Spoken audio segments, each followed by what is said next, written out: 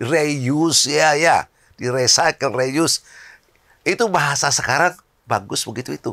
Tapi leluhur kita udah melakukan itu. Cobalah kamu ingat di kampung ya. Orang di kampung itu kan pelihara ternak. Ternak apa saja. Kotoran ternak itu pasti untuk pupuk. Kalau aktivis-aktivis Institut Mahasiswa Institut Teknologi Bandung itu pasti idolanya itu Bung Karno. Ya toh. Udah pasti pikiran-pikiran Bung Karno itu sudah sejak mahasiswa. Ya, ada pada kita. Nah, itulah yang akibatnya masuk ke politik, memilihlah PDI Perjuangan. Secara umum di Indonesia terjadi alih fungsi lahan. Ya toh. Yang kedua, pertama memang jumlah manusia bertambah, dibutuhkan juga lahan untuk perumahan, ekonomi bertambah, perdagangan bertambah, industri bertambah, dibutuhkan itu. Kan begitu. Nah, tetapi mestinya masih bisa diatur lebih baik lagi.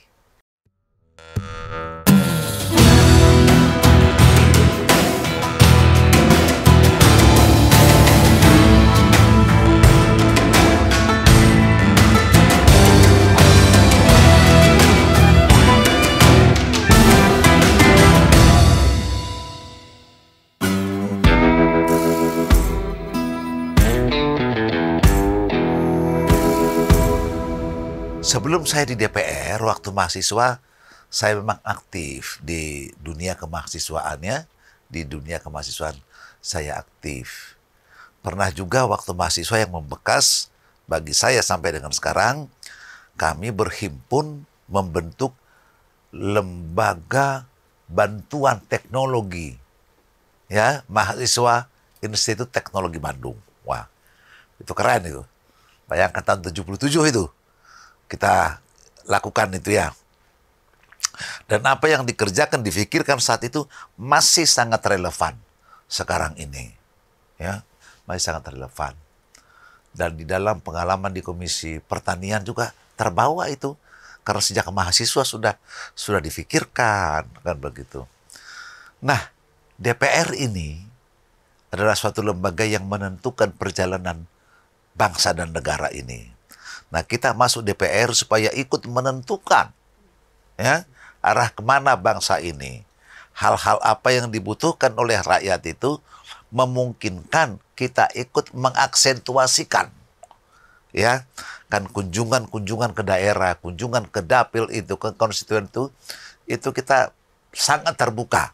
Ya, jadi kalau nanti diperiksa di daerah pemilihan saya, kota dan Kabupaten Mojokerto, Kabupaten Jombang, Kabupaten Nganjuk, Kabupaten dan Kota Madiun, itu tanya petani yang mengenal saya pasti tahu nomor telepon saya. Ya, karena selalu begitu. Saya sampaikan nomor telepon, tapi WA. Apa yang kamu hadapi, apa yang kamu ingin tanya, apa yang ingin kamu sampaikan, anytime. Karena itu handphone saya itu 24 jam. Gitu ya. Jadi memang harus dekat memang dengan masyarakat itu.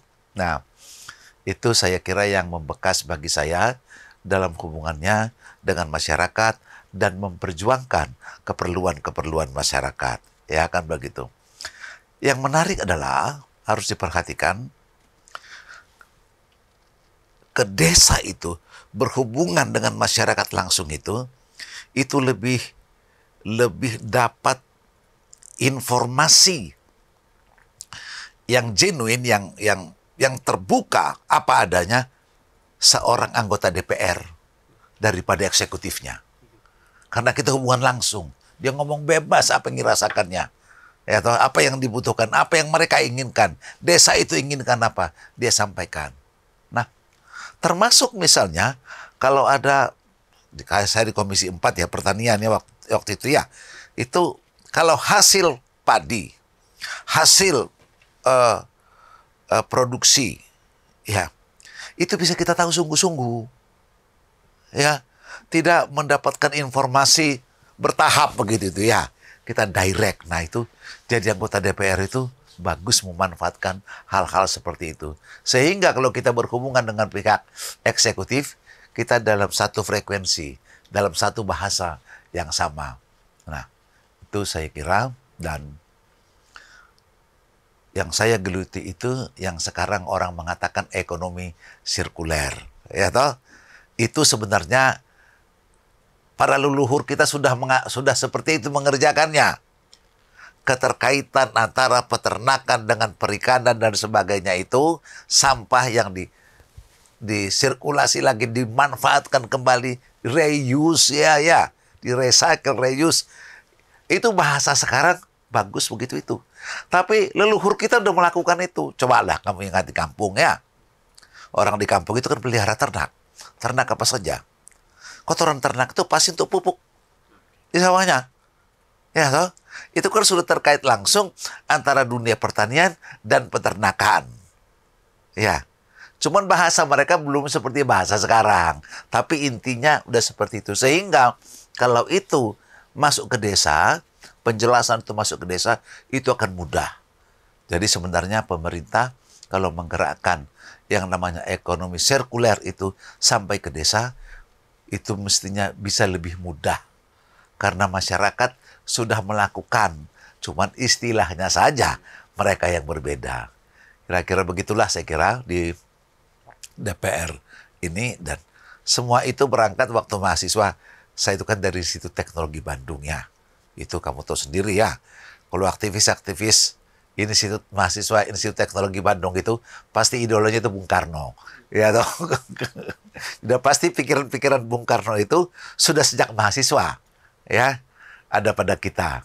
Nah itulah yang akibatnya masuk ke politik, memilihlah PDI Perjuangan. Kira-kira begitu ya. Saya kira rata-rata seperti itulah. Banyak teman-teman begitu.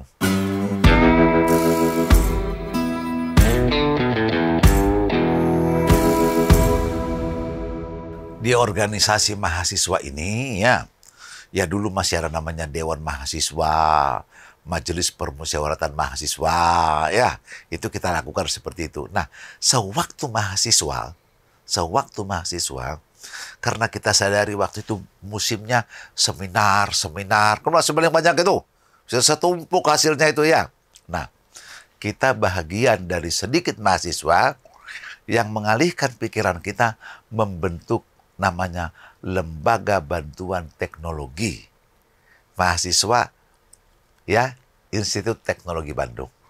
Apa yang kita kerjakan di situ? Nah, kalau saya memimpin waktu itu, memimpin pemanfaatan kelapa. Ya, pemanfaatan kelapa. Jadi, waktu mahasiswa itu kita sudah terjun 40 hari ke beberapa daerah, itu mengajarkan bagaimana membuat minyak letik, tahu minyak letik? Membuat minyak letik tanpa pembakaran. Ya, toh, dengan memanfaatkan bakteri waktu itu ya, mikroba. Nah, dengan itu kita juga mengajarkan bagaimana menyayangi lingkungan. Jangan ditebangi hutan-hutan itu. Ya, toh. Jadi minyak letik tidak perlu tebang hutan, bakar begitu ya. Untuk membakar. Nah, kita gunakan itu. Nah, lalu itu derivatifnya. Ya, kelapa itu bisa dijadikan apa saja. Ada yang dijadikan minyak kan begitu ya. Nah, dia punya batoknya dijadikan apa, serabut dijadikan apa. Itu sudah kita kerjakan sewaktu mahasiswa. Jadi lebih kepada pemberdayaan sumber daya alam. Waktu itu sumber daya alam pertanian yang kita kerjakan. Nah, kita mahasiswa teknik. Mengapa sampai ke situ? Ya karena itulah yang ada di rakyat. Kan begitu ya. Ya kita tidak mengajar perbengkelan. Ya kan pada tahun-tahun itu. Nah kita gerakkan apa sumber daya yang ada di sana. Nah karena itu juga waktu itu kita juga bekerja sama. Mengajak teman-teman dari Universitas Pajajaran. Ya, dari Fakultas Peternakan Universitas Pajajaran kita ajak serta. Nah kita sama-sama ke daerah yang waktu itu kita didukung oleh Gubernur Jawa Barat waktu itu, almarhum Pak Aang Kunaifi. Ya toh, waktu itu Menteri PU yang sangat mendorong kita, waktu itu juga almarhum Insinyur Sutami. Ya, kita dibimbing oleh kedua beliau itu dan diberi anggaran untuk mengerjakan hal-hal itu. ke masyarakat. Saya tidak tahu mahasiswa sekarang apakah seberapa banyak yang langsung masuk ke hal-hal yang dibutuhkan secara langsung oleh masyarakat. Nah, waktu di mahasiswa yang paling berkesan itu adalah ya toh bagaimana petani menolak tanahnya ya toh dipakai untuk jadi lapangan golf. Zaman-zaman itu tuh banyak tuh. Ya. Kan begitu. Nah, itu membuat saya juga tidak pernah tertarik untuk main golf. Mengingat masa-masa dulu saya waktu mahasiswa bagaimana ikut membela para petani waktu itu. Kira-kira gitu. Itu menarik. Itu yang buat terjun sekarang ini ya. Ke mahasiswa dan saya konsisten terkait dengan bidang pertanian. Cukup panjang memang.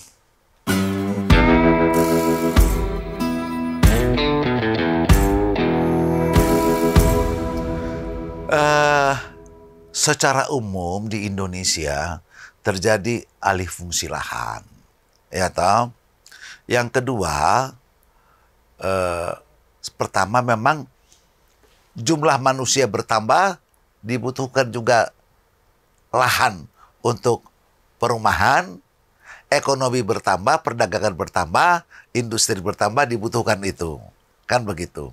Nah, tetapi mestinya masih bisa diatur lebih baik lagi. Kan begitu ya. Jangan menjadi lahan-lahan yang subur untuk itu. Lahan-lahan yang sudah ada irigasinya yang dirubah. Sebenarnya sudah ada undang-undang untuk itu. Ya, yang diharapkan itu ada perdanya, peraturan daerahnya. Ini perdanya masih sedikit ini. Ya, masih banyak yang lalai kepala daerah untuk melakukan itu. Jadi bahwa akan berkurang itu memang harus kita pikirkan bagaimana tetap harus meningkatkan produksi tanpa harus secara besar-besaran membuat pencetakan sawah. Ya, tapi memang ya kebutuhan beras kita, kebutuhan nasional kita tidak mungkin kita berikan kepada asing. Ya toh, kita harus produksi sendiri.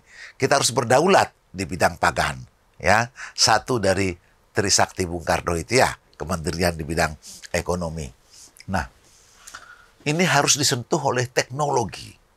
Ya, sehingga ambil yang paling umum orang ketahui, misalnya kebayang pertanian itu padi. Ya toh, sekarang petani baru memperoleh pendapatan dari menjual gabah. Gabah itu masih dihitung harganya dari berasnya. Padahal selain beras, ada produk lain dengan teknologi. Ada minyak dedak yang harganya tinggi. Sekam padinya dijadikan karbon.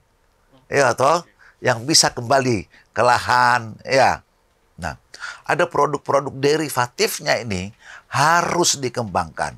Dengan cara seperti itu, nanti pengusaha-pengusaha gilingan padi yang memanfaatkan teknologi bagus itu bisa membeli gabah dengan harga lebih tinggi. Nah, mau tidak mau konsekuensinya harus merevitalisasi pabrik-pabrik gilingan padi itu ya, dengan menyesuaikan dengan teknologi baru. Teknologi itu nggak bisa kita bendung. Teknologi harus kita manfaatkan. Kan begitu ya.